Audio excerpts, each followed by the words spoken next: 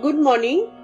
আমাদের প্রতিদিনের সকালবেলার আধ্যাত্ম চর্চায় আজকে বৃহস্পতিবার, শ্রী শ্রী মায়ের কথা আলোচনার দিন। সবাইকে স্বাগত। আজকে আমাদের কালকের থেকেই দেখছি অ্যাকচুয়ালি নেটের কিছু প্রবলেম করছে, তো মাঝে মধ্যে কেটে যেতে পারে। সবাই সাথে থেকো, যাতে কেটে গেলেও আমরা আমাদের পড়া চালিয়ে যেতে পারি। মায়ের কথা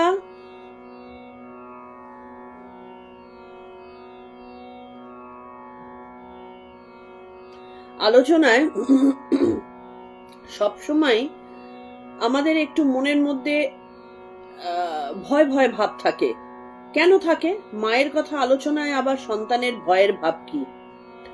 আসলে এটাকে ভয় বলে না, এটা হচ্ছে শ্রদ্ধা মিশ্রিত একটা অদ্ভুত মানসিকতা, যেখানটাতে এত বিশাল, এত পবিত্র, এত তার মধ্যে মাতৃত্ব, আসল মা, তাকে আমরা ক্ষুদ্র আমাদের এই গণ্ডির মধ্যে আবদ্ধ করতে গিয়ে তাকে যেন ছোট না করে ফেলি। তার বিশালতাকে ভাববার মতো, ধারণ করবার মতন আমাদের বুদ্ধি, আমাদের চেতনা কোনোটাই নেই। তো এই ক্ষুদ্র বুদ্ধিতে মা, যিনি জগৎ প্রসবিনী, তার কথা আলোচনা করব, এটা বেশ কঠিন কাজ আর কি। তো সেই কারণে আমরা মায়ের প্রণাম মন্ত্র দিয়ে আমরা শুরু করব, যাতে মাই আমাদের সেই বুদ্ধি, সেই বিবেক বা সেই জ্ঞান যোগান বা সেই ক্ষমতাটুকু দেন, যেটুকু দিয়ে আমরা মায়ের কথা আলোচনা করতে পারি। যেটুকু মা বলাবেন সেটুকুই।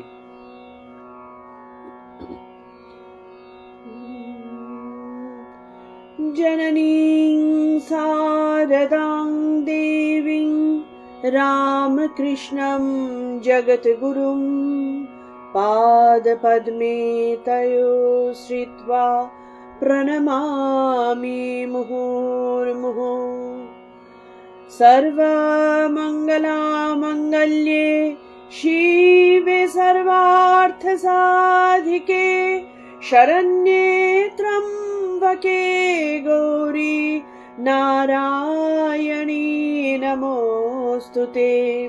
সৃষ্টি স্থিতি বিনাশানং শক্তিভূতে সনাতনী গুণাশ্রয়ে গুণময়ী নারায়ণী নমোস্তুতে।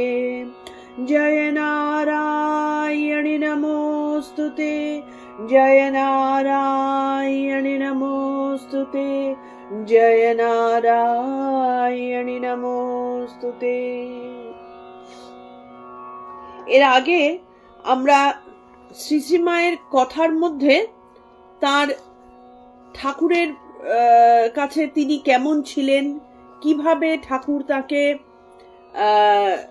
তৈরি করেছিলেন, কিভাবে জগতের সামনে তাকে উপস্থাপিত হওয়ার জন্য তিল তিল করে মাকে সামনে নিয়ে এসেছিলেন আর কি, এবং জগতের কাছে যাতে তিনি তার আসল জায়গাটা, আসল শ্রদ্ধাটা তার পেতে যাতে অসুবিধে না হয়, তার জন্য তিনি নিজে শ্রী শ্রী মাকে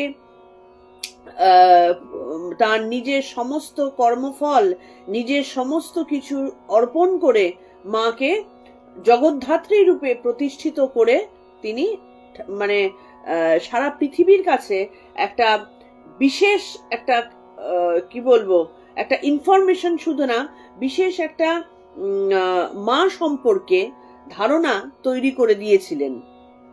আমরা আজকে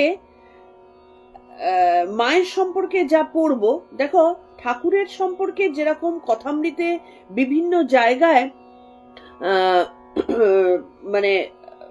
কথামৃতের মধ্যে ঠাকুরকে পড়লেই ঠাকুরকে চেনা যায়, ঠাকুরকে যদি ঠিকভাবে জানতে হয় কথামৃতটা পড়তে হবে, বা এমন অনেক জায়গায় ঠাকুরের সম্পর্কে লেখা হয়েছে, কিন্তু মায়ের সম্পর্কে ঠিক এইরকম কথামৃত ধরনের কোনো জিনিস কিন্তু বিশেষভাবে লেখা নেই। সেই কারণে আমাদের নির্ভর করতে হয় যারা মায়ের সংস্পর্শে এসেছেন তাদের বক্তব্য, তাদের অভিজ্ঞতার উপরে আমাদের নির্ভর করতে হয় মাকে জানবার জন্য। কারণ তিনি ছিলেন লজ্জাশীলা, তিনি সবসময় নিজেকে অন্তরালে রেখে দিতেই পছন্দ করতেন এবং রেখেছিলেনও, কিন্তু তারপরেও যেটুকু তার মধ্যে থেকে বাইরে বেরিয়ে এসেছিল সেটাই জগৎকে ধারণ করার জন্য অনেকখানি আর কি। তো সেই কারণে আমরা বিভিন্ন সাধু মহাত্মা বা মায়ের যারা সেবক সেবিকা ছিলেন বা মায়ের সাথে যারা একেবারে অন্তরঙ্গ হয়ে মিশেছেন এবং ঠাকুরের যারা ত্যাগী ব্রহ্মজ্ঞ শিষ্য, যারা মায়ের সংস্পর্শে এসে সংঘ জননী রূপে তাকে পেয়েছেন, তাদের কথার মাধ্যমে আমরা মাকে জানবো। এদের মধ্যে আমরা সবসময় স্বামীজিকে বা স্বামী বিবেকানন্দকে আমরা একটা শ্রেষ্ঠত্বের জায়গা দিই এই কারণে, ঠাকুরের যত শিষ্য ছিলেন তাদের মধ্যে তিনি ছিলেন লিডার। তার উপরে বেস করে আজকে এই সংঘ তৈরি হওয়া বা আজকে এই রামকৃষ্ণ মঠ ও মিশনের এই অস্তিত্ব। তো তিনি মাকে, এবং শুধু তাই না, স্বামীজি শুধু একজন সংঘের প্রবর্তক বলে তাকে মানলে তো হবে না, তিনি ছিলেন বিশ্ব বরেণ্য একজন সন্ন্যাসী, যিনি মাত্র ৩৯ বছর বয়সের মধ্যে, ঠিক যেরকম মানে অতি অল্প আয়ু নিয়ে ভগবান শঙ্করাচার্য মানে যারা বিশ্বকে নাড়িয়ে দিয়েছিলেন, স্বামীজি সেই রকম একজন ব্যক্তিত্ব। তো স্বামীজি কিভাবে মাকে দেখেছিলেন, তাদের চোখ দিয়ে আমরা যদি দেখি একটা অন্যরকম মাত্রা পাবে আর কি। মানে মাকে দেখা বা বোঝা তারা কিভাবে দেখেছিলেন, কারণ তাদের মানসিকতায় আমরা যেভাবে দেখব, আমরা তো অনেক সাধারণ চোখ, আমরা তো সেই গভীরতাটাকে অনুভব করতে পারবো না, বা সেই গভীর জায়গায় সেই সূক্ষ্মতা আমাদের মধ্যে নেই যেভাবে আমরা একেবারে ছুঁচের মতন তার ভেতরে ঢুকে যেতে পারবো। কিন্তু এই ধরনের যারা ক্ষণজন্মা পুরুষ, তাদের পক্ষে মাকে বোঝাটা একরকম যা হয়েছিল সেইটা আমরা জানবো। আমরা জানবো স্বামী বিবেকানন্দ ও স্বামী ব্রহ্মানন্দ এই দুজন কে ছিলেন। স্বামী ব্রহ্মানন্দ ঠাকুরের মানসপুত্র ছিলেন। তো এবং বলা হতো যে ঠাকুরকে যারা দেখেনি তারা যদি ব্রহ্মানন্দ মহারাজকে দেখেন তাহলে কিন্তু ঠাকুরের সম্পর্কে ধারণা হয়ে যায়, কারণ ব্রহ্মানন্দ মহারাজের আচার আচরণ এই সমস্তগুলোই কিন্তু একদম ঠাকুরের সাথে বিশেষভাবে মিলত। তো একদম মানে অবিকল ঠাকুরের মতন ছিলেন আর কি।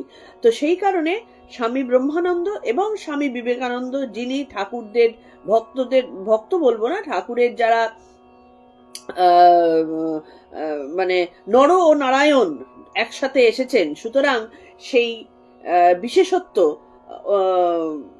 যে স্বামীজি তার বক্তব্যের মধ্যে বা তার চিন্তা ভাবনার মধ্যে দিয়েছেন সেইটাকে আমরা জানব।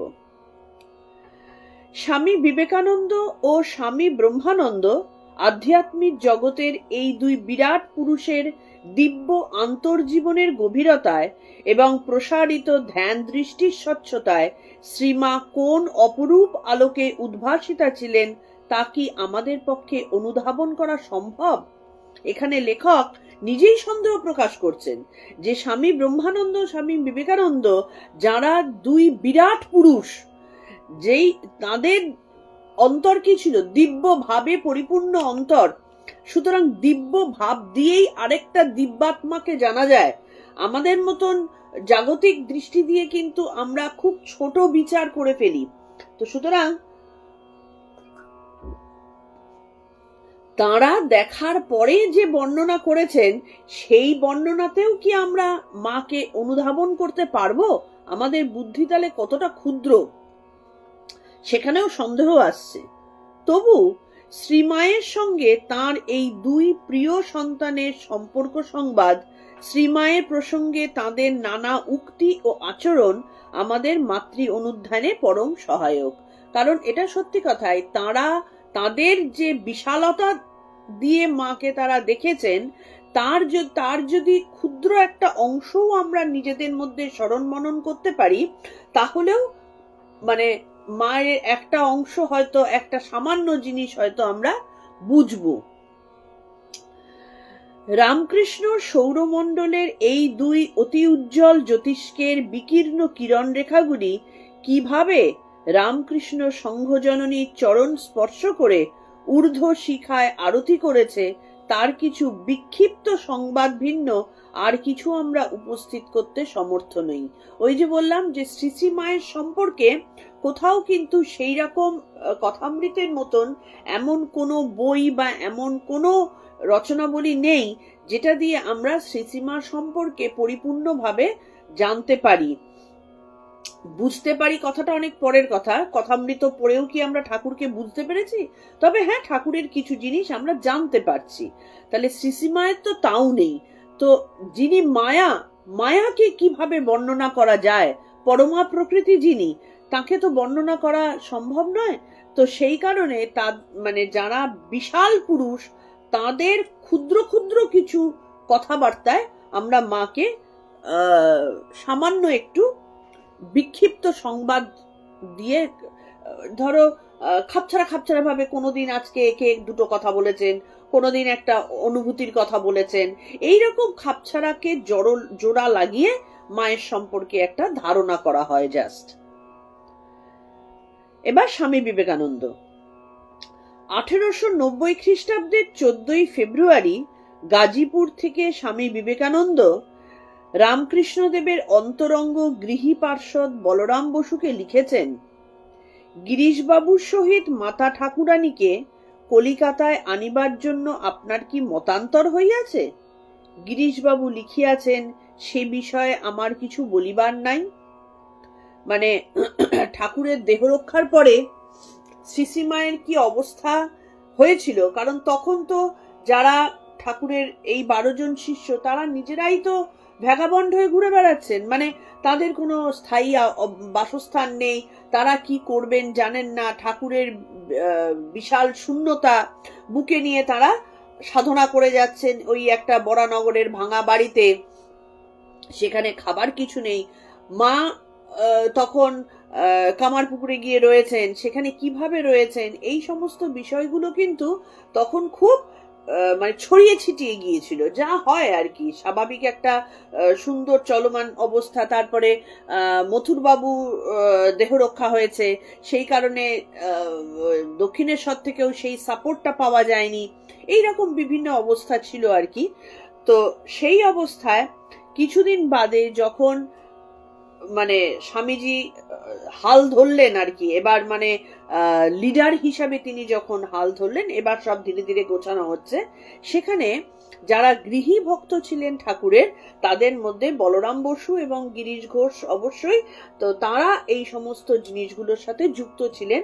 তো বলরাম বসুকে লিখছেন যে মাতা ঠাকুরানীকে কলকাতায় নিয়ে আসতে হবে, কারণ ওই অবস্থার মধ্যে, ওই দারিদ্রতার মধ্যে, যেখানে মা শতচ্ছিন্ন কাপড়ে গিট দিয়ে দিয়ে পড়ছেন এবং শাক আর নুন দিয়ে ভাত খাচ্ছেন, তো সেই সময় মাকে যদি কলকাতায় না আনা হতো সেটা কারোর পক্ষেই দেখা সম্ভব হতো না। তো সেখানে স্বামীজি গাজীপুরে, স্বামীজি তো পরিব্রাজ্য হয়ে পরিব্রাজকের ইয়ে গ্রহণ করেছিলেন, তো স্বামীজি গাজীপুর থেকে লিখছেন যে কোনো দুজনের মধ্যে মতান্তর হয়েছে কিনা। মাতা ঠাকুরানীর যে প্রকার ইচ্ছা হইবে সেই প্রকারই করিবেন, আমাদের বলার কিছু নেই, মায়ের যা ইচ্ছা তাই হবে। আমি কোন নরাধম তাহার সম্বন্ধে কোনো বিষয়ে কথা বলি? স্বামীজির মতন একজন, কি বলবো, তার বিশালতা আমরা কল্পনা করতে পারি না। হ্যাঁ, তিনি বলছেন যে আমি কোন নরাধম যে তার বিষয়ে কথা বলবো, তাহলে আমাদের কোন মুখে আমরা মায়ের কথা বলতে যাই?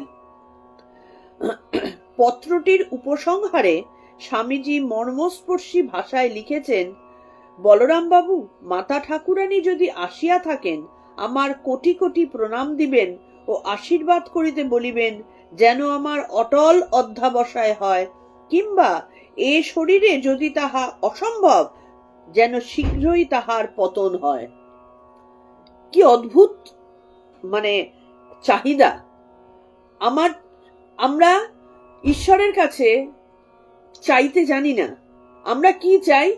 আমার পরিবারকে সুস্থ রেখো, আমার সংসারকে দেখে রেখো, আমার যেন চাকরি বাকরি কাজকর্ম এই তো করি, বড়জোর একটু যারা আর একটু উন্নত, আমায় জ্ঞান ভক্তি এইসব দিও, কিন্তু তারপরে আবার একটু টুক করে নিজের কিছু একটা ঢুকিয়েও দিই। স্বামীজি বলছেন আমার যেন অধ্যাবসায় হয়।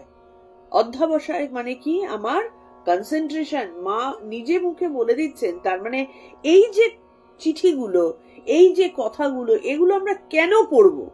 এটা জেনে আমার কি হবে? মায়ের কথা যদি আমি নাই বা জানলাম, তাতে আমার কোন মহাভারতটা অশুদ্ধ হবে? কিচ্ছু হবে না। শুধু আমাদের ভেতরের যে চেতনা, যেটার জন্য, যেটা জাগাবার জন্য আমরা এত আপ্রাণ চেষ্টা করে যাচ্ছি, সেই জিনিসটা জাগবে না। আমরা দিনের পর দিন, বছরের পর বছর, যুগের পর যুগ আমরা সেই চেতনাহীন একটা জড় পদার্থের মতন জন্মাবো আর মরবো, জন্মাবো আর মরবো। এইভাবেই জীবনটা চলতে থাকবে। আচ্ছা, একটা কথা, তোমরা মাঝে মধ্যে একটা দুটো হয় লাইক বা একটা কথা একটা কিছু লাগাও, তার কারণ হচ্ছে আমার কিন্তু কোন রকম আসছে না, মানে নেট চলছে কিনা আমি বুঝতে পারছি না। তোমরা কিছু একটা মাঝে মধ্যে একজন দুজন করে একটু জানাও আর কি,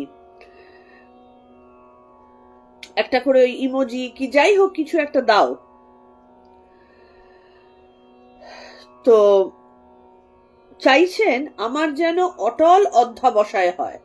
স্বামীজির যদি অধ্যাবসায় না থাকতো, তাহলে কিন্তু স্বামীর মানে যে কোনো মানুষেরই অধ্যাবসায় ব্যাপারটা যদি না থাকে, কোনো জিনিসের কিন্তু তৈরি হতে চায় না, কোনো জিনিস আধখাচরা থেকে যায়।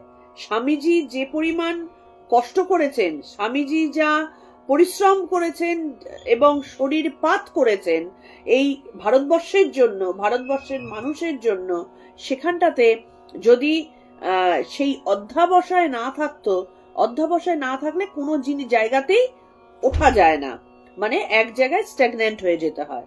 সেই কারণে স্বামীজি চাইছেন কি অধ্যাবসায় আমাকে আশীর্বাদ করুন। আর যদি সেটা না হয়, কি সাংঘাতিক চাহিদা, এই শরীর দিয়ে যদি সেই অধ্যাবসায় না আসে, তার মানে এই শরীর বৃথা। এটা তো খুব সত্যি কথাই। আমরা তো জানি না যে আমাদের এই শরীরটা কি কাজে পৃথিবীতে এসেছে। আমরা জন্মাই এবং আমরা মানুষের সাথে মেলামেশা করলাম, বড় হলাম, খাওয়া দাওয়া করলাম। একটা পশুর জীবনের সাথে কি পার্থক্য করলাম? একটাই পার্থক্য করলাম, আমরা একটু পড়াশোনা করলাম, পশুরা পড়াশোনা করে না। তো সেই পড়াশোনার ভ্যালুটা কি, যে পড়াশোনা আমার ভেতরকার চেতনাকে জাগ্রত করবে না? পশুরা মারামারি করে খাবার জোগাড় করে, আমরা চাকরি বাকরি করে ভালো সংসারে গিয়ে কেউ একটু বড় সায়েন্টিস্ট হয়ে আমরা খাবার জোগাড় করি, আলটিমেটলি খাবারের জোগাড় করি। পশুরা একটা একটু বৃষ্টি পড়লে নিজেদের মধ্যে ধাক্কাধাক্কি মারপিট করে কোনো একটা শেডের তলায় গিয়ে আশ্রয় নেয়। আমরা আরেকটু ভালোভাবে থাকতে চাই, সেই কারণে আরেকটু রোজগার পাতি করে ভালো একটু জায়গায় গিয়ে আমরা একটা বাড়ির ছাদ তৈরি করি। তাহলে কোথায় পার্থক্য আমাদের সাথে একটা পশুর? পার্থক্যটা তখনই হবে যখন আমাদের ভেতরকার এই যে স্বামীজি চাইলেন আমার মধ্যে যেন অধ্যাবসায় আসে, তার মানে হচ্ছে আমার চেতনা স্তর যেন উন্নীত হয়, এবং সেইটা যদি না আসার মতো শরীর হয়, এই শরীর থাকার কোনো দরকার নেই। তাহলে এই বোধটা কি আমাদের আসে? সেই আশীর্বাদ চাইলেন কার কাছে? মায়ের কাছে। সেই আশীর্বাদ কিন্তু কোনো এরাগেরা লোকের কাছে তিনি চাননি। তাহলে এই আশীর্বাদ দেওয়ার ক্ষমতা মা রাখেন বলেই কিন্তু তার কাছে এই আশীর্বাদটা চেয়েছেন, আমার যেন অধ্যাবসায় হয়। আমরা দেখো যখন হাত জোড় করে ঠাকুরের কাছে প্রণাম করি বা ভগবানের কাছে প্রার্থনা করি, আমরা ভগবানের আমরা যখন ভগবানের সামনে একটা মূর্তির সামনেই কিন্তু করি, আমরা কিন্তু একটা জাস্ট একটা গাছের সামনে কি জাস্ট একটা হাবিজাবি লোকের সামনে হাত জোড় করে এই প্রার্থনাটা করি না। আমরা ঈশ্বরের মূর্তি নড়াচড়া করছে না, ফটো হিসাবে পড়ে রয়েছেন, তার কোনো মানে প্রকাশ পাচ্ছি না, তারপরেও তাঁরই সামনে করি। তাহলে কার সামনে প্রার্থনা করা যায়? যিনি দিতে পারেন তার সামনে প্রার্থনা করা যায়। আজকে একটা ভিখারির কাছে ভিক্ষা চেয়ে তো কোনো লাভ নেই। তাহলে স্বামীজি তার চরম একটা পুরুষাকার প্রার্থনা করলেন মায়ের কাছে। তাহলে মায়ের কাছে এই প্রার্থনা করা যায়, এইটা হচ্ছে মায়ের বিশেষত্ব। কি প্রার্থনা করা যায়? আমার যেন অধ্যাবসায় হয়, আর যদি এই শরীর দিয়ে এটা না হয় তাহলে এই শরীর যেন শেষ হয়ে যায় তাড়াতাড়ি।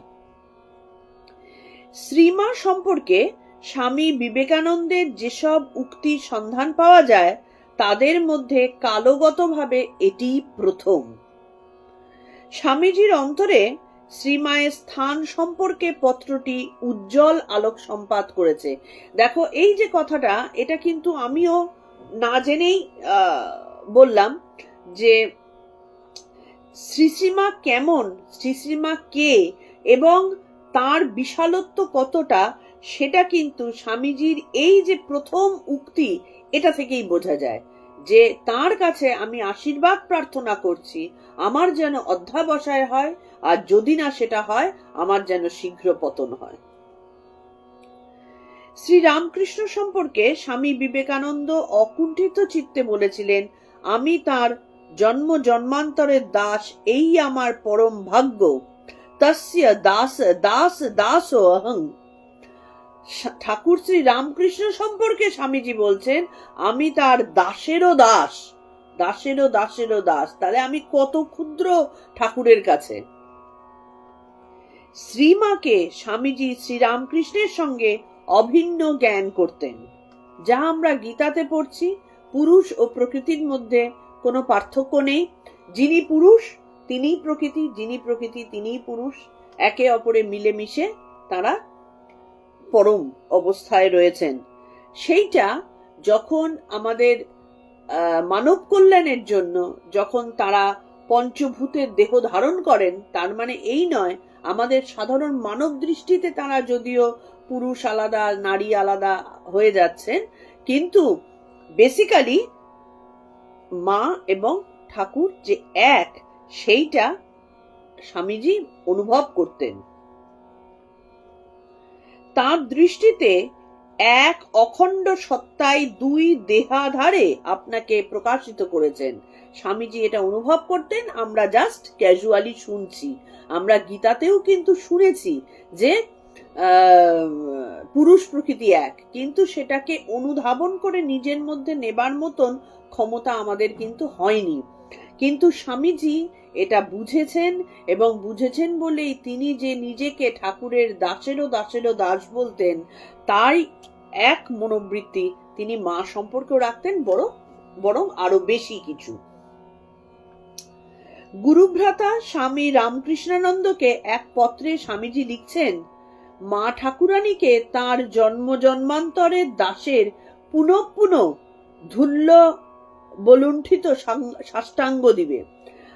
কতখানি দেখো, আজকের যুগে আমাদের এই ধরনের ভাষাগুলোকে অতিরঞ্জিত বলে মনে হতে পারে যে এত আবার আদিক্ষেতার কি আছে, কিন্তু তখনকার দিনে সেটা ছিল না।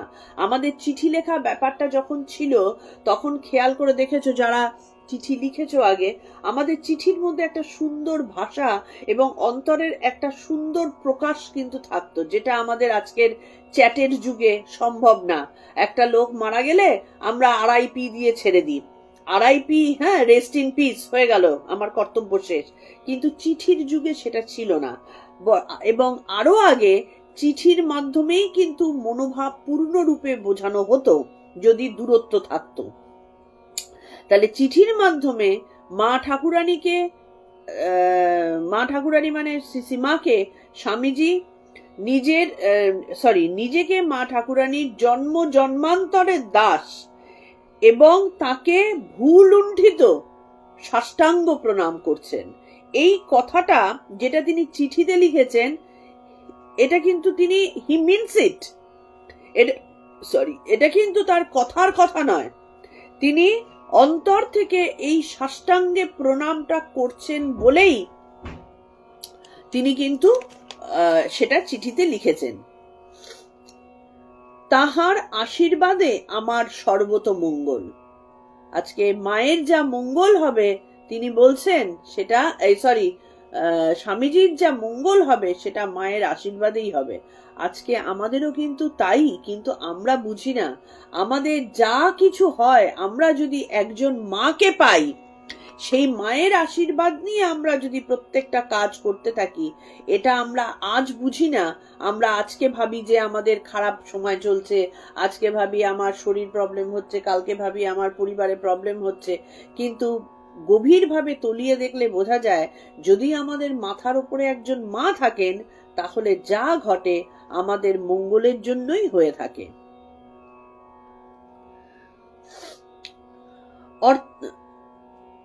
অর্থাৎ তিনি যেমন নিজেকে শ্রীরামকৃষ্ণের জন্ম জন্মান্তরের দাস বলে মনে করতেন, সেই রকম নিজেকে সারদা দেবীরও জন্ম জন্মান্তরের দাস বলে গণ্য করতেন। শ্রীরামকৃষ্ণের উদ্দেশ্যে রচিত তার বিখ্যাত কবিতা গাই গীত শোনাতে তোমায় এই সাক্ষ্যই বহন করেছে। সে কবিতার প্রথম স্তবকেই তিনি লিখেছেন, দাস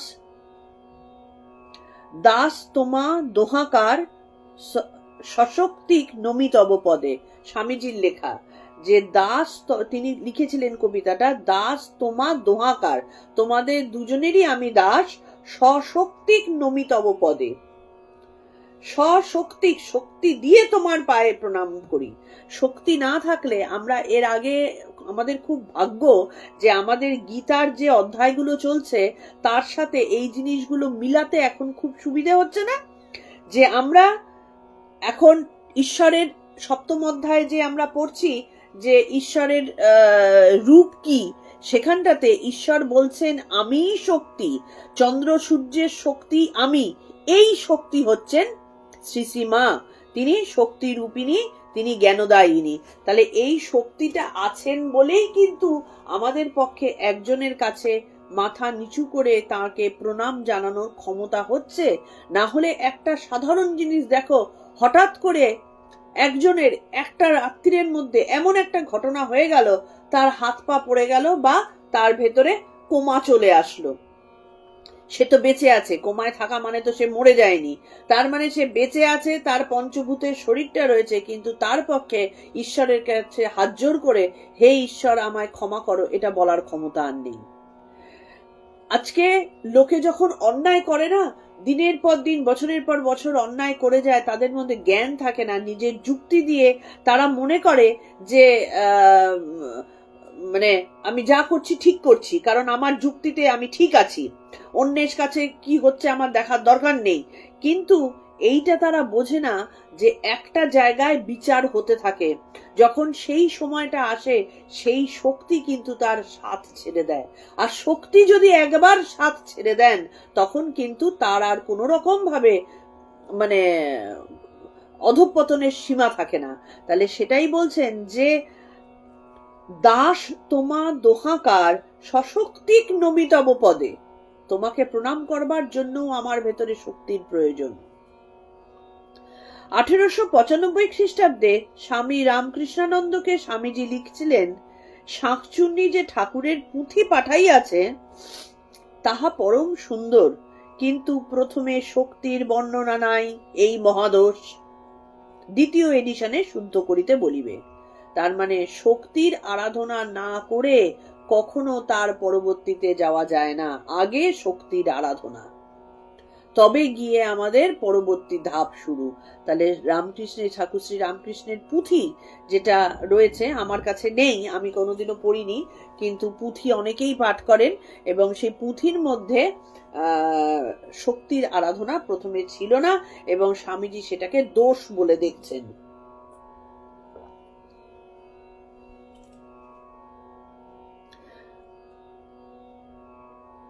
এই প্রসঙ্গে স্বামী শারদেশানন্দ লিখেছেন, শ্রী রামকৃষ্ণ পুঁথি লেখককে স্বামীজি ব্যগ্রভাবে নির্দেশ দেন পুঁথিতে ঠাকুরের সঙ্গে মায়ের স্তব অন্তর্ভুক্ত করিবার জন্য।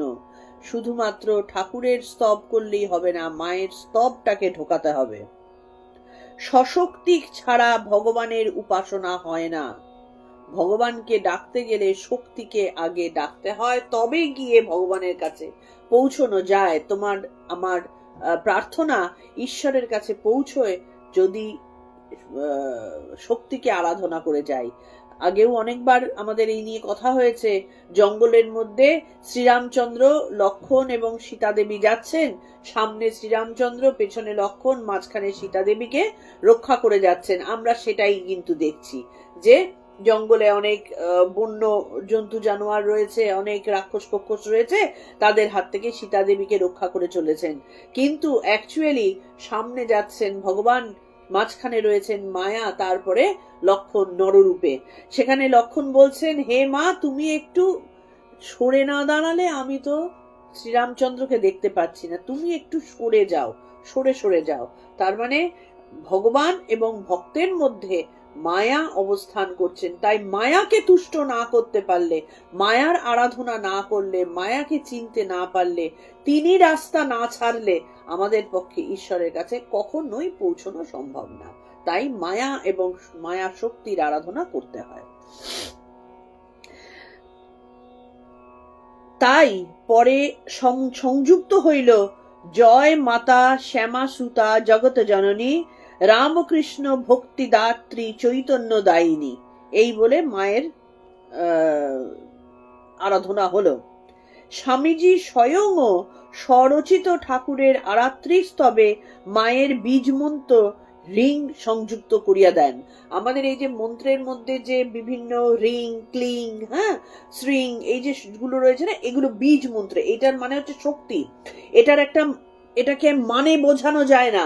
যেমন আমরা তো এগুলো পড়ছি, জানছি যে শব্দরূপে ব্রহ্ম কিভাবে থাকেন, তাহলে এই যে বীজ রূপে, এই ছোট্ট, যখন কারোর দীক্ষা হয়েছে, যদি এখানে তোমরা কেউ থেকে থাকো, তাহলে এই দীক্ষা মন্ত্রের মধ্যে এই এক একটা দেবী দেবতার সাথে এক একটা বীজ মন্ত্র যুক্ত হয়।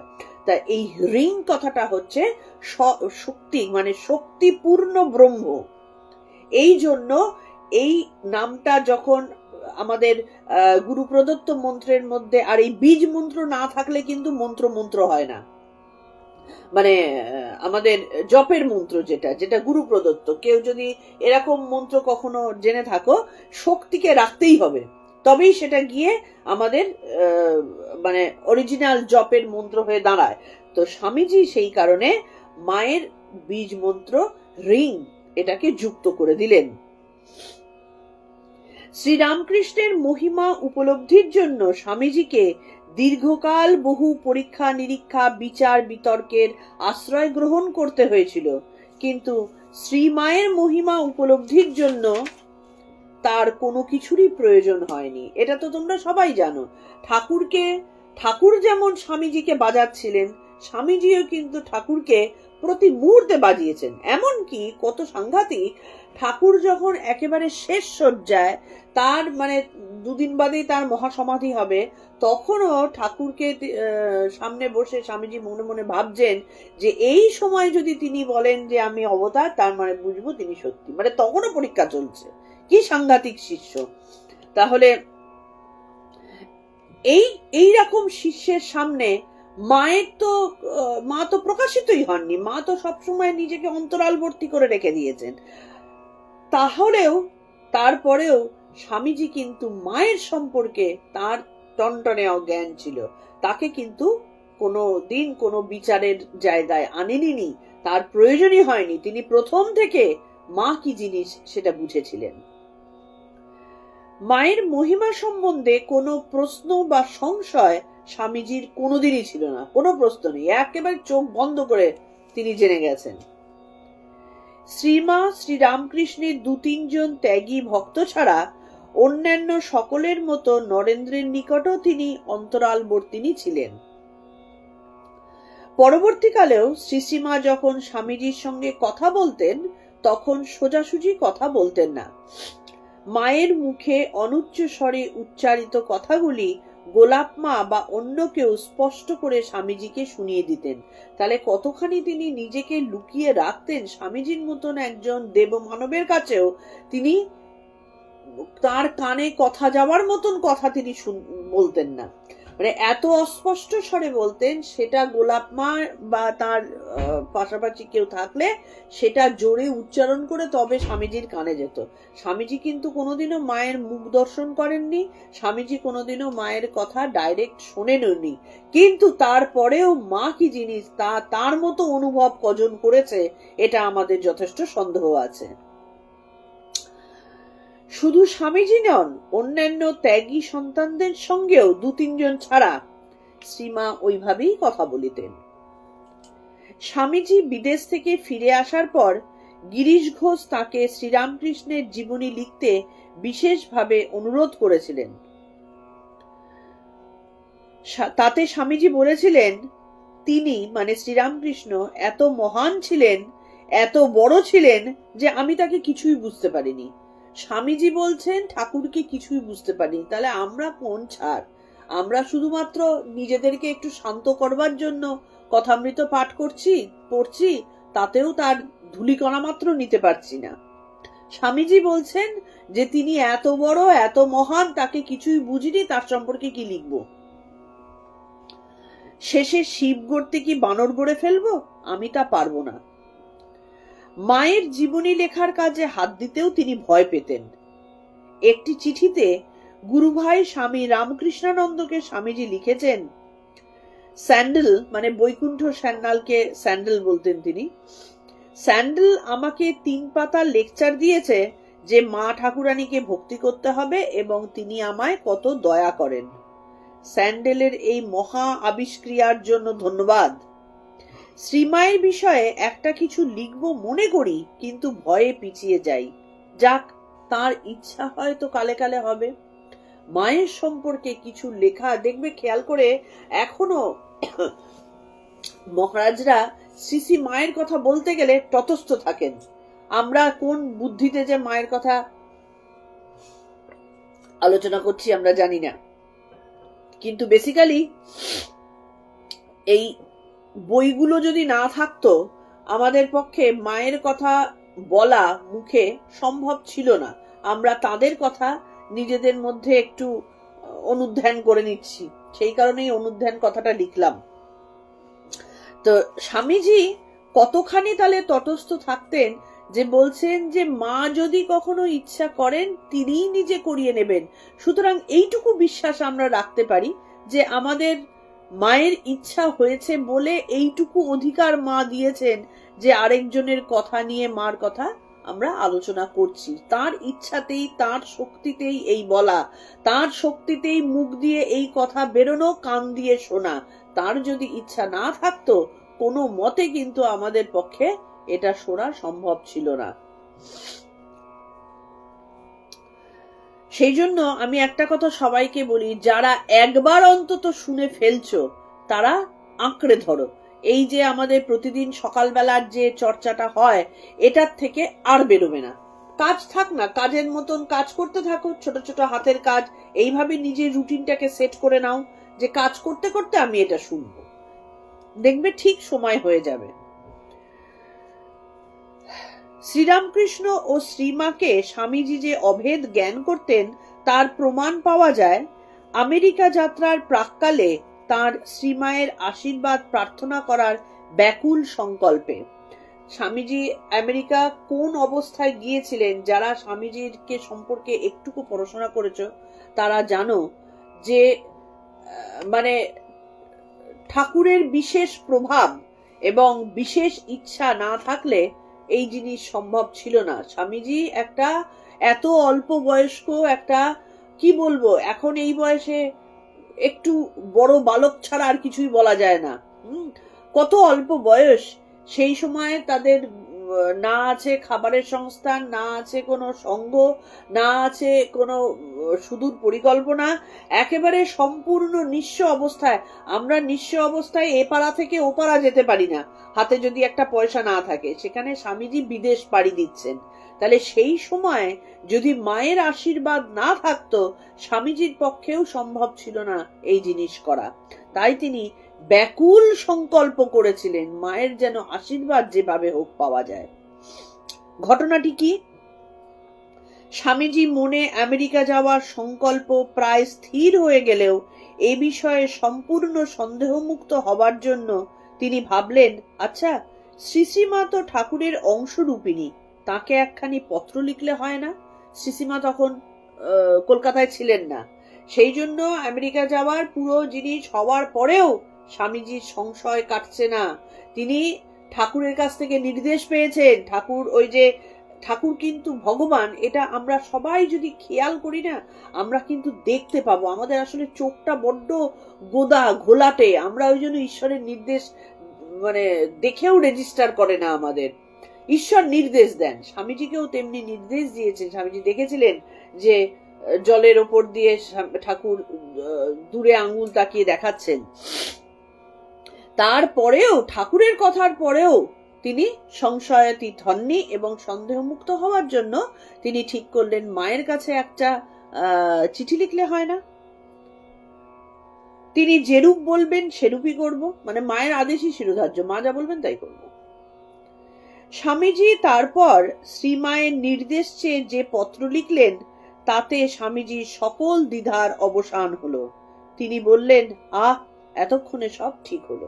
খেয়াল করে দেখো, শ্রীশ্রীমা সেই একটা অশিক্ষিত, মাত্র অক্ষর জ্ঞান হয়েছে সেই রকম একজন গ্রাম্য মহিলা, ব্রাহ্মণের বিধবা, আজ থেকে এত বছর আগেকার, এবং স্বামীজি একজন চরম বেদজ্ঞ এবং সন্ন্যাস গ্রহণ করেছেন, তার তপস্যা করেছেন, নিজের ভেতরে সেই সন্ন্যাসের তেজে বলিয়ান।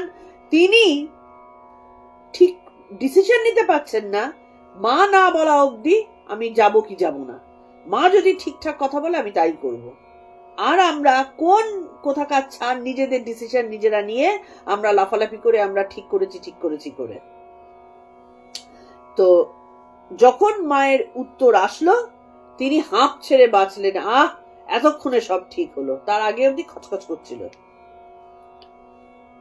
মারও ইচ্ছা আমি যাই, এবং মাও কিন্তু সেই রকমই মা কিন্তু সেখানটাতে ছেলেকে বলতেই পারতেন, তখনকার দিনে কালাপানি পার হওয়া একটা সমাজের জন্য অত্যন্ত স্বামীজিকে দক্ষিণেশ্বর মন্দিরে ঢুকতে পর্যন্ত দেওয়া হয়নি, কালাপানি পার হয়েছিল বলে। তাহলে মা, যিনি গ্রামে চিরকাল ওই রকম অবস্থায় বড় হয়েছেন, কদিনই বা কলকাতা শহরে থেকেছেন, তিনি তো বলতেই পারতেন, না বাবা এই সমস্ত ভুলভাল জায়গায় যেও না। তার মধ্যে তো এই ছুত মার্গটা আরো বেশি রাখতে পারতো, তা করলেন না। কিন্তু এইটা বুঝতে হবে যে কতদূর দৃষ্টি, কতদূর সুপ্রসারিত হলে একজন মহিলার পক্ষে এই ডিসিশন গুলো নেওয়া ঠিক হয়। তিনি পূর্ণরূপে অনুমতি দিলেন। শ্রীমায়ের আশীর্বাদকেই স্বামীজি তার পাশ্চাত্য দেশে ঐতিহাসিক সাফল্যের পশ্চাতে ক্রিয়াশীল প্রধান শক্তিরূপে গণ্য করতেন।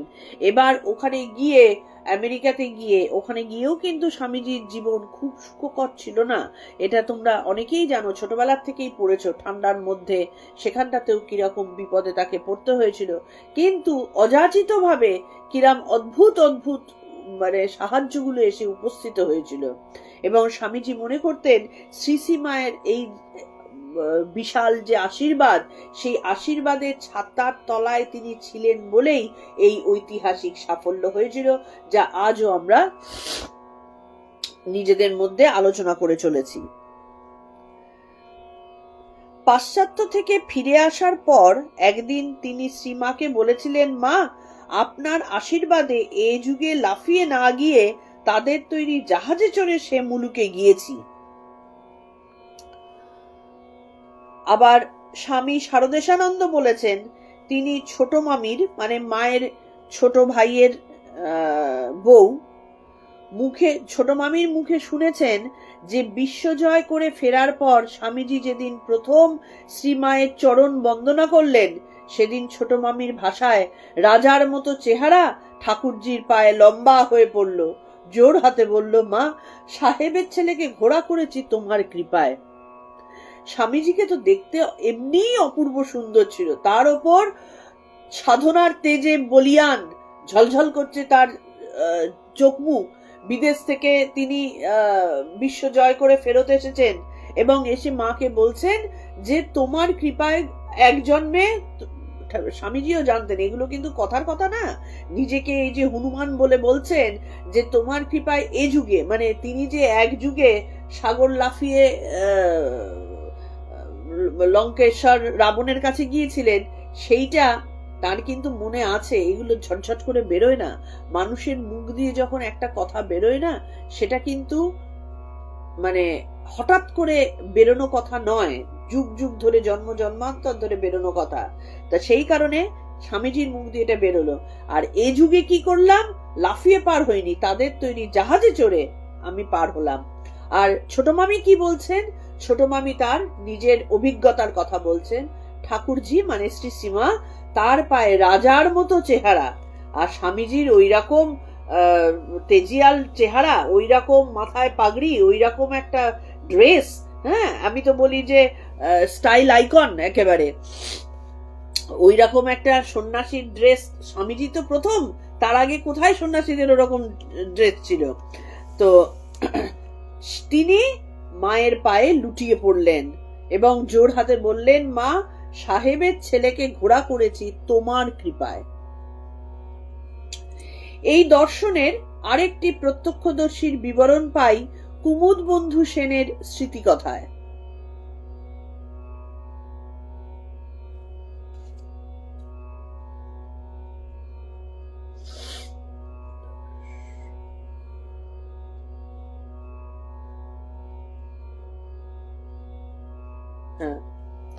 কুমুদবন্ধু সেনের স্মৃতিকথায় তিনিও প্রত্যক্ষদর্শী ছিলেন। তিনি লিখেছেন, মা তার ঘরের দরজায় সর্বাঙ্গ চাদরে ঢেকে নীরবে দাঁড়িয়েছিলেন। স্বামীজি তার সামনে এসেই সোজা মাটিতে শুয়ে তাকে সাষ্টাঙ্গে প্রণাম করলেন।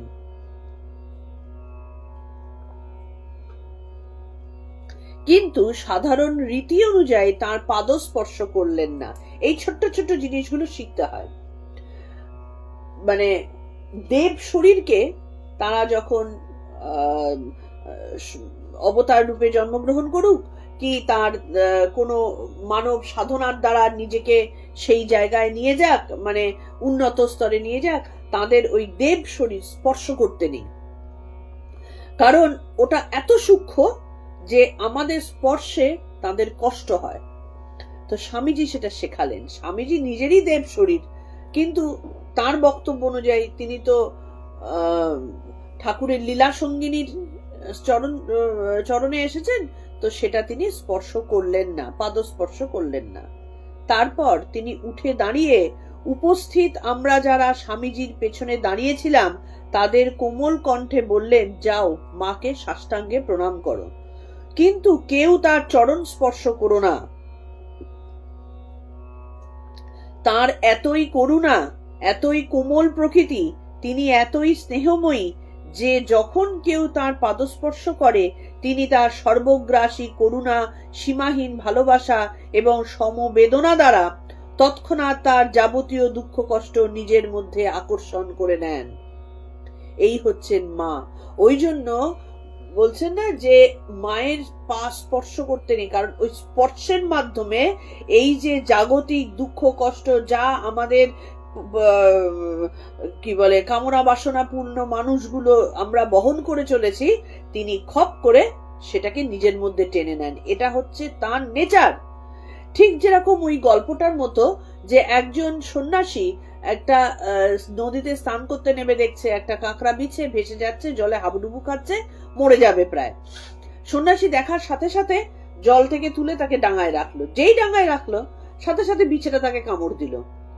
সন্ন্যাসীর হাত ব্যথা লেগেছে, ঝাড়তেই বিছেটা আবার জলে পড়েছে, আবার সন্ন্যাসী তুলে ডাঙায় রেখেছে, আবার কামড় দিল। বার তিনেক এরকম হওয়ার পরে সন্ন্যাসীকে বিছেটা জিজ্ঞেস করছে যে আমি যে বারবার করে তোমাকে কামড়াচ্ছি ঠাকুর, তুমি তারপরেও আমাকে বাঁচাচ্ছ কেন? উত্তরে সন্ন্যাসী কি বললেন যে আমি সন্ন্যাসী, আমি আমার স্বভাব, আমার নেচার হচ্ছে তোমাকে বাঁচানো। তুমি আমাকে যতই কামড়াও না কেন আমি তোমাকে বাঁচাবই, এটাই আমি। আর বিছের কি, বিছে সেই বিষ নিয়েই জন্মেছে, তাকে যতই উপকার করা হোক না কেন তাকে যতই ভালোবাসা দেওয়া হোক না কেন সে কামড়াবেই। এটাই কিন্তু আমাদের জীবনের একটা শিক্ষা। যখন আমরা বাইরের লোকের কাছ থেকে আঘাত পাই আমরা তার নিন্দে মন্দ করতে থাকি, কিন্তু এইটা বুঝতে হবে যে ওটাই তার স্বভাব, সে ওইটা নিয়েই জন্মেছে, তাই সে সেই আঘাতটা করবেই। আমরা তার প্রতি নিন্দে মন্দ করে তার প্রতি রাগারাগি করে নিজেকে ছোট করার তো কোনো মানে নেই। আমাদের কাজ, এবং আমরা অধিকাংশ সময় কি করি, আমরা নিজেদেরকে গুটিয়ে ফেলি, আমরা আর তার সাথে কথাবার্তা বলি না বা তাকে দুটো গাল মন্দ দিয়ে দূরে সরিয়ে দিই। কিন্তু যারা সাধু, যারা সেই উচ্চ লেভেলে বিরাজ করেন, তারা কিন্তু হাজার ধাক্কা খেলেও ওই কাজটাই আবার করবেন, এটাই তার নেচার। সুতরাং মা তিনি এত মহিয়সী, তার এত করুণা, এত অপার তার ভালোবাসা, যে তার পাদস্পর্শ কেউ করার সাথে সাথে তিনি তো বুঝে যাবেন তার ভেতরে দুঃখ কষ্টটা কোথায়, তিনি সেটা নিয়ে নেবেন, আহরণ করে নেবেন।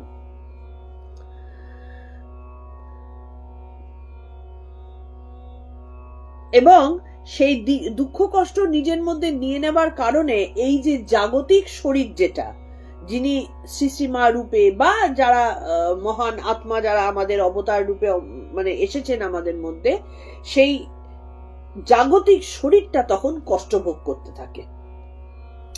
জাগতিক শরীরটার মধ্যে ওই যে কামনা বাসনার যে জঞ্জালগুলো সেগুলো এসে জড়ো হয়। এটা তো পঞ্চভূতে তৈরি শরীর তো তৈরি করেছেন তারা, সুতরাং সেই শরীরের বিভিন্ন রকম ভোগ তখন চলে আসে, কষ্ট চলে আসে। সেই জন্য তার ফলে নীরবে অপরের জন্য কষ্ট ভোগ করতে হয়। তারা কিন্তু তার জন্য হাউমাউ করে বলতে যান না, কিন্তু নীরবে কষ্ট ভোগ করতে হয়। ধীরে ধীরে একে একে তাঁর সম্মুখে সাষ্টাঙ্গে প্রণত হও। মুখে কেউ কিছু না বলে তোমাদের অন্তরের অন্তঃস্থল থেকে নীরবে তার কাছে সর্বান্তকরণে প্রার্থনা করো ও তার আশীর্বাদ ভিক্ষা করো। স্বামীজি শিখিয়ে দিচ্ছেন মাকে কিভাবে প্রণাম করতে হয়। শুধু মা রক্ষা করো, মা আশীর্বাদ করো, যেন তোমার বলে বলিয়ান হতে পারি। তিনি সর্বদাই অতি লৌকিক স্তরে অবস্থান করেন এবং সকলের মনের কথা জানেন। তিনি অন্তর্যামিনী। স্বামীজি এটা বুঝেছেন যে তিনি শ্রীশ্রীমায়ের মন কোনো সময় বিশুদ্ধ চক্রের নিচে নামতই না, আর আমাদের মন সবসময় মূলাধারে অবস্থান করছে। তো মূলাধারে অবস্থান মানে কামনার জগতে, সেটা সবসময় যে শারীরিক কামনা তা নয়, আমাদের বাসনা বিভিন্ন ধরনের থাকে, সবই ওই মূলাধার থেকে আসে। তো সেই আমাদের মন সবসময় মূলাধারে, আর মায়ের মন বিশুদ্ধ নিচে নামেই না। সেই কারণে স্বামীজি বলছেন যে তিনি সর্বদা অতি লৌকিক স্তরে অবস্থান করেন। তাহলে ওই স্তরে যার মন সর্বদা অবস্থান করে তার পক্ষে সকলের মনের কথা অটোমেটিক্যালি জানা হয়েই যায়। তিনি অন্তর্যামিনী। আমাদের সকলের প্রণাম শেষ হলে গোলাপ মা নীরবতা ভঙ্গ করে স্বামীজিকে অত্যন্ত স্নেহপূর্ণ স্বরে বললেন, মা জানতে চাইছেন দার্জিলিং এ তোমার শরীর কেমন ছিল, বিশেষ উপকার হয়েছে কি? স্বামীজি বিদেশ থেকে ফেরার পরে দার্জিলিং এ গিয়েছিলেন বায়ু পরিবর্তনের জন্য, এবং সেখানে তার শরীরের কোনো উন্নতি হয়েছে কিনা, তার শরীর তো, কারণ স্বামীজি বিদেশে তো মানে ভূতের পরিশ্রমও হার মানিয়ে দেয়, অক্লান্ত পরিশ্রম তিনি করেছিলেন, এবং তার সাথে তার দারিদ্রতা এবং মঠ তৈরির জন্য যে অতিরিক্ত পরিশ্রম, অতিরিক্ত তার কৃচ্ছ সাধন, এটা স্বামীজির শরীরকে অনেকখানি মানে নষ্ট করে দিয়েছিল। সেই কারণে তিনি বায়ু পরিবর্তনের জন্য দার্জিলিং এ গিয়েছিলেন। সেটাই মা জিজ্ঞেস করছেন যে বিশেষ উপকার হয়েছে কি। তাহলে মায়ের সন্তানের জন্য চিন্তা সব সময় থাকতো, মায়ের নজর কখনোই কিন্তু সন্তানের উপর থেকে উঠে যেত না। তাই তিনি জিজ্ঞেস করলেন দার্জিলিং এ তোমার শরীর কেমন ছিল। আজকে আমাদের এটুকুই, সময় শেষ হয়ে এসেছে। মায়ের কথা আমরা আলোচনা করতে গিয়ে সময়ের জ্ঞান থাকে না, কিন্তু এটা আমরা যদি রেগুলার করতে পারতাম তাহলে মনে হতো যে ঠিক হলো, কিন্তু যাই হোক, সময় যখন শেষ হয়ে গেছে আমাদের তো বেরোতেই হবে। তো আজকে আমরা যেটুকু জানলাম যে মা স্বামীজির দৃষ্টিতে কোথায় ছিলেন, এবং তিনি যে শ্রীরামকৃষ্ণের থেকে আলাদা নন, তিনি যে শ্রীরামকৃষ্ণের লীলা সঙ্গিনী রূপে তিনি তার কাজ মর্তধামে চালিয়ে যাচ্ছেন। ঠিক যেরকম আমরা, যদিও শ্রী রাধার উপস্থিতি আমাদের ভাগবতে বলে না, কিন্তু তারপরেও যখন শ্রীকৃষ্ণ রাধার লীলার কথা আমরা বলতে থাকি, তখন শ্রী রাধা শ্রীকৃষ্ণের আগে কিন্তু চলে গিয়েছিলেন বৈকুণ্ঠ ধামে, শ্রীকৃষ্ণ তার লীলা তখনও চালিয়ে গিয়েছিলেন।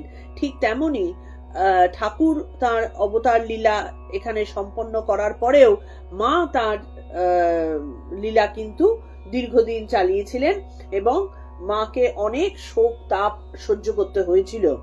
তো সেখানে স্বামীজির মতন মানুষই একমাত্র তার কিছুটা হলেও তাকে অনুধাবন করতে পারেন। সেই কারণে তার দৃষ্টিতে মা কোথায় ছিলেন তিনি বিশ্ববাসীর কাছে দেখিয়ে গেছেন তাদের এই কথা, চিঠি, এই ধরনের আচরণের মাধ্যমে। আমরা এখানে রাখছি।